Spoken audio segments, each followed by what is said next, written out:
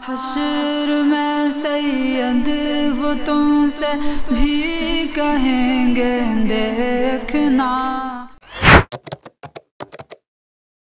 अरे बरेलियों की किताब में लिखा हुआ है कि कौवा खाना हलाल है। तो खाते हो? दो शराइत के साथ। तो खाते होगे? खाता कोई भी नहीं है, दूसरों को तनकीद करते हैं। देवबंदी में भी लिखा है कि कौवा खाना हलाल है। तो अब बरेली चिढ़ाते हैं देवबंदियों को कि कौवा खाना हलाल लिखा है इनकी किताबों में। अबे भाई तुम्हारी किताबों में भी लिखा हुआ है हलाल है। दूसरों का अपनी किताब में जाको पहले ये चीज है। तो कौवा खाना बिल्कुल भी जायज नहीं है। बिल्कुल भी इसलिए क्योंकि उसने ना आला हजरत ने 3 किस्म बताई कौवे की, और 2 जायज बोला और 1 हराम। 2 जायज। 2 कौवे को बांध के रखो, उसे अच्छी चीजें खिलाओ और 2-4 दिन के बाद तुम उसे खा सकते हो। चीज वही है कौवा। आपने साइकोलॉजी का एक फैक्ट सुना होगा कि किसी झूठ को बार बार इतना बोलो कि आने वाले टाइम में लोग उसको सही और सच समझना शुरू कर दें।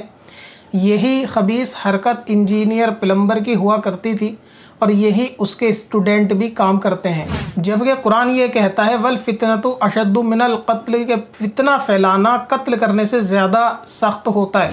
मैं ज़्यादा बड़ी बात ना करते हुए सिर्फ इतनी सी बात कहता हूँ कि ये रील इस तक पहुँचा दें आप लोग इसे टैग करके, और अगर ये अपनी कही हुई बात को फतावा रज़विया के अंदर दिखा दे कि आला हज़रत ने कहा है कौवे को बांध के रखो, दाना खिलाओ तो उसका खाना हलाल है, और आला हज़रत ने कौवे को हलाल कहा है इस तरह के बांध के रखो, और ये जो इनने तकसीम की है, तो इसको 1 लाख रुपए मैं इनाम के तौर पे दूंगा जो इसके इलाज में काम आएंगे।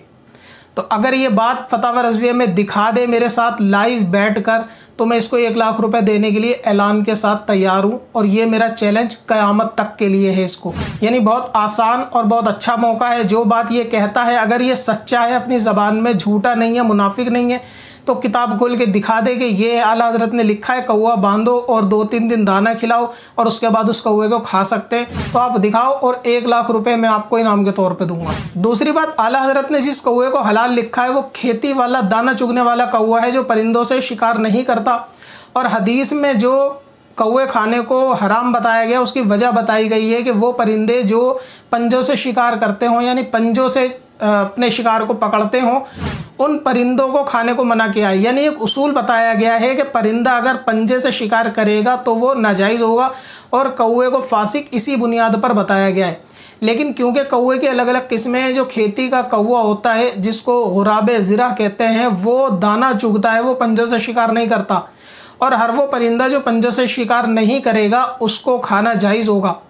इसकी एक सादा मिसाल ऐसा समझ लें जैसे कुर्बानी के लिए आप बकरा लेकर आए, अगर कोई उसका नाम बच्चे चीता या शेर रख दें, बहुत सारे लोग उसका नाम हीरा मोती रख देते हैं, तो बकरे को शेर कहने से वो हराम नहीं हो जाएगा, क्योंकि उसके खाने का तरीका जो है वो दांतों से घास को खाना है, यानी घास को चबा के खाना, तोड़ के खाना है।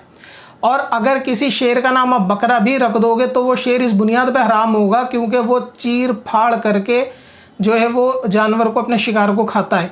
यानी जानवर के हराम और हलाल होने, परिंदे के हराम और हलाल होने में खाने के उसूल बयान किए गए हैं।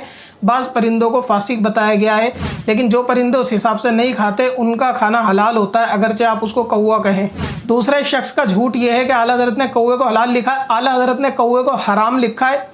ये फतावा रज़विया शरीफ है और इसकी जिल्द नंबर 20 के अंदर सफ़ा नंबर 319 और 20 दोनों के ऊपर आप देखें, आला हज़रत ने लिखा है कि ये कौवे जो हमारे दयार में पाए जाते हैं, यानी ये जो आम कौवे आप देखते हैं अपने इलाके मोहल्ले के अंदर, इनका खाना हराम है। तो आला हज़रत ने इसको हराम लिखा है। और वो जो कौवा हलाल लिखा है वो ख़ास खेती का दाना चुगने वाला परिंदा है जिसको हलाल लिखा है। और ये कहते हैं कि देवबंदियों पे तंज करते हैं, देवबंदी पे तंज करते हैं क्योंकि देवबंदियों ने आम कौवों को ही हलाल लिखा है, बल्कि सवाब लिखा है। तो अब मैं इससे कहना चाहूँगा आला हज़रत ने कहाँ कौवे को जायज़ लिखा है, और ये उसूल बयान किए हैं कि दाना खिलाओ तो आप उसको 2-3 दिन साफ़ दाना खिलाओ तो खा सकते हैं। आला हज़रत ने ऐसा लिखा है। 1 लाख रुपए इनाम के अगर ये बंदा दिखा दे, वरना झूठों पर अल्लाह की लानत है। अगर इसमें ईमान की गैरत होगी या एक ही बाप से पैदा हुआ होगा तो ये ज़रूर दिखाएगा, वरना इस वीडियो को ये डिलीट करेगा। और अगर ये व्यू के लिए वीडियो डिलीट नहीं करता तो आप समझ जाना कि इसके नुत्फ़े में कुछ ख़राबी है, इसीलिए व्यू के लिए लोगों के अंदर फितना पैदा कर रहा है। और सबसे बड़ी बात यह है, अगर आला हज़रत ने कौवे को हलाल लिखा होता तो आला हज़रत देवबंदियों पर तंज नहीं करते कौवे को लेकर। आला हज़रत ने अपनी शायरी के अंदर भी कौवे के ऊपर तंज किया है, देवबंदी हज़रात के ऊपर, कि जो दीन कौवों को दे बैठे उनको यकसा है। और इस तरीके से और भी कौवे के ऊपर तंज किया है, तो एक शख्स जिसने खुद कौवे के ऊपर जायज़ होने का फतवा दिया हो वो दूसरे पे इल्ज़ाम तो नहीं लगा सकता। ये तो उसकी बातों के अंदर जो है वो कॉन्ट्रडिक्शन पाया जाएगा। लिहाजा आला हज़रत ने जो कौवा हलाल लिखा है वो एक अलग किस्म है, सिर्फ परिंदा वो जो दाना खाता उस वाले का यहाँ जिक्र है। और वो आम कौवा जिसको आप आसपास अपने देखते हैं, आला हज़रत ने उसको हराम लिखा है। और तंज इसलिए करते हैं क्योंकि उसी आम कौवे को देवबंदी ने हलाल बल्कि खाने पे सवाब भी लिखा है। तो दोनों बातों में बहुत फ़र्क है। ये बंदा इस इबारत को जो ये कह रहा है कि बांध के दिखाने वाली बात, क़यामत तक नहीं दिखा सकता। इसकी मक्कारी आप यहाँ पे देखें कि सिर्फ झूठ बोलता है, और यही इसके बड़ों का भी काम है कि अक्सर झूठ बोलना, इल्ज़ाम लगाना। अपनी बात को जिस किताब के हवाले से ये कह रहा है फतावा रज़विया से, इसकी ज़िंदगी ख़त्म हो जाएगी, ये उस इबारत को नहीं दिखा सकता। और अगर ये दिखा देगा तो इसको 1 लाख रुपये में इनाम दूंगा। अगर आप भी आसान तरीके से घर बैठे उर्दू पढ़ना लिखना सीखना चाहते हैं तो आज ही हमारा बेसिक उर्दू कोर्स खरीदें। बच्चे और बड़े सभी के लिए। ज्यादा जानकारी के लिए विजिट करें varsistore.in पर या हमें इंस्टाग्राम पर कांटेक्ट करें।